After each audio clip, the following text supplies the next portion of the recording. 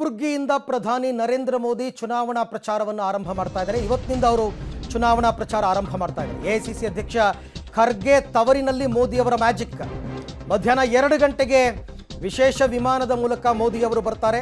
ಅದು ತೆಲಂಗಾಣದಿಂದ ನೇರವಾಗಿ ಕಲಬುರಗಿ ವಿಮಾನ ನಿಲ್ದಾಣಕ್ಕೆ ಆಗಮಿಸಿ ಅಲ್ಲಿಂದ ಹೆಲಿಕಾಪ್ಟರ್ ಮುಖಾಂತರ DAR ಮೈದಾನಕ್ಕೆ ಬರ್ತಾರೆ.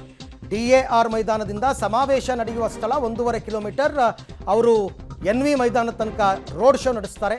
ಅದಾದ ನಂತರ ಸುಮಾರು 1 ಗಂಟೆಗಳ ಕಾರ್ಯಕ್ರಮ ಇರುತ್ತೆ. ಮೋದಿ ಅವರ ಭಾಷಣ ಗೊತ್ತಿಲ್ಲ. ಮೋದಿ ಅವರ ಬತ್ತಳಿಕೆಯಲ್ಲಿ ಏನೇನು ಅಸ್ತ್ರಗಳನ್ನು ಇಟ್ಕೊಂಡು ಬಂದಿದ್ದಾರೆ, ಯಾರನ್ನ ಟಾರ್ಗೆಟ್ ಮಾಡ್ತಾರೆ, ಖರ್ಗೆ ಅವ್ರನ್ನ ಟಾರ್ಗೆಟ್ ಮಾಡ್ತಾರಾ, ರಾಜ್ಯ ಸರ್ಕಾರವನ್ನು ಟಾರ್ಗೆಟ್ ಮಾಡ್ತಾರಾ, ಬಹಳ ಕುತೂಹಲಕಾರಿಯಾಗಿದೆ. ಅವರು ಯಾವ ಕ್ಷೇತ್ರಕ್ಕೆ ಹೋದರೂ ಕೂಡ ಅಲ್ಲಿಯ ಸ್ಥಳೀಯ ವಿಚಾರಗಳ ಬಗ್ಗೆ ಮಾತನಾಡ್ತಕ್ಕಂಥದ್ದು ವಿಶೇಷ.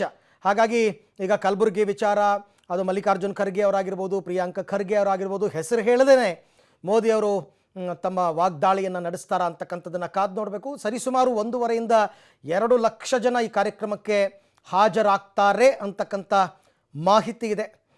ಈ ಎಲ್ಲ ವಿಚಾರಕ್ಕೆ ಸಂಬಂಧಪಟ್ಟಂತೆ ಮತ್ತಷ್ಟು ಮಾಹಿತಿ ನಮ್ಮ ಕಲಬುರಗಿ ಪ್ರತಿನಿಧಿ ಪ್ರವೀಣ್ ರೆಡ್ಡಿ ಅವರಿಂದ ಪಡೆಯೋಣ. ಪ್ರವೀಣ್, ಬಹಳ ಕುತೂಹಲ ಇರ್ತಕ್ಕಂಥದ್ದು ಮೋದಿ ಅವರ ಭಾಷಣ. ಯಾಕೆಂದರೆ ಕಲಬುರಗಿಯ ಸ್ಥಳೀಯ ವಿಚಾರಗಳನ್ನು ಭಾಷಣದಲ್ಲಿ ಪ್ರಸ್ತಾಪ ಮಾಡ್ತಾರ ಅಂತ.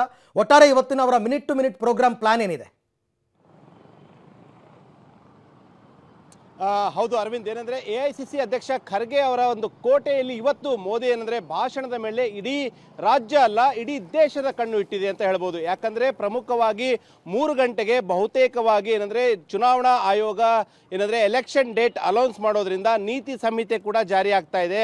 ಆ ನೀತಿ ಸಂಹಿತೆ ಜಾರಿ ಆಗುವ ಕೆಲವೇ ನಿಮಿಷಗಳ ಮುನ್ನ ಏನಂದ್ರೆ ಪ್ರಧಾನಿ ನರೇಂದ್ರ ಮೋದಿ ಅವರು ಕಲಬುರಗಿಯ NV ಮೈದಾನದಲ್ಲಿ ಅಂದರೆ ಈ ದೊಡ್ಡ ಸಮಾವೇಶದಲ್ಲಿ ಒಂದು ಬಿಜೆಪಿಯ ಸಮಾವೇಶದಲ್ಲಿ ಒಂದು ಕಾರ್ಯಕರ್ತರನ್ನು ಉದ್ದೇಶಿಸಿ ಮಾತನಾಡಲಿದ್ದಾರೆ. ಹೀಗಾಗಿ ಮೋದಿ ಅವರ ಭಾಷಣ ಯಾವ ರೀತಿಯಾಗಿರುತ್ತೆ, ಏನು ಕೇವಲ ಮಲ್ಲಿಕಾರ್ಜುನ್ ಖರ್ಗೆ ಅವರನ್ನ ಹೆಚ್ಚು ಟಾರ್ಗೆಟ್ ಮಾಡ್ತಾರಾ ಅಥವಾ ರಾಜ್ಯ ಸರ್ಕಾರ ಈಗ ಯಾವ ರೀತಿಯಾಗಿ ನಡೀತಾ ಇದೆ? ಯಾಕಂದ್ರೆ ಈಗಾಗಲೇ ಬಿಜೆಪಿ ಸರ್ಕಾರ ಕೂಡ ಇದೊಂದು 50% ಸರ್ಕಾರ ಅಂತ ಇಲ್ಲಿನ ರಾಜ್ಯ ನಾಯಕರು ಆರೋಪ ಕೂಡ ಮಾಡ್ತಾ ಇದ್ದಾರೆ. ಸೊ ಹೀಗಾಗಿ ರಾಜ್ಯ ಸರ್ಕಾರವನ್ನು ಇಲ್ಲಿ ಮೋದಿ ಅವರು ಟಾರ್ಗೆಟ್ ಮಾಡ್ತಾರಾ ಅಥವಾ ಈಗ ಅವರು 2ನೇ ಅವಧಿಯ ಪ್ರೈಮ್ ಮಿನಿಸ್ಟರ್ ಆಗಿ ಈಗ ಕೊನೆಯ ನೀತಿ ಸಂಹಿತೆ ಬರೋದಕ್ಕಿಂತ ಮುಂಚೆ ಆಗುವಂತಹ ಸ್ಪೀಚ್ ಆಗಿರೋದ್ರಿಂದ ಇಡೀ ದೇಶದ ಜನರಿಗೆ ಇಲ್ಲಿಂದನೇ ಮೆಸೇಜ್ ಕೊಡ್ತಾರಾ ಎಂಬ ಒಂದು ಎಲ್ಲ ಒಂದು ಮೋದಿ ಅವರ ಒಂದು ಭಾಷಣದ ಮೇಲೆ ಇಡೀ ದೇಶ ಕಣ್ಣಿಟ್ಟಿದೆ. ಅದರಲ್ಲೂ ಕೂಡ ಎಐಸಿಸಿ ಅಧ್ಯಕ್ಷರ ಖರ್ಗೆ ಅವರ ತವರಿನಲ್ಲಿ ಈ ಒಂದು ಸ್ಪೀಚ್ ಮಾಡ್ತಾ ಇರೋದ್ರಿಂದ ಇದು ಕೇವಲ ಕಲಬುರಗಿ ಅಷ್ಟೇ ಅಲ್ಲ, ಕಲಬುರಗಿ ಆಗಿರ್ಬೋದು, ಬೀದರ್ ಆಗಿರ್ಬೋದು,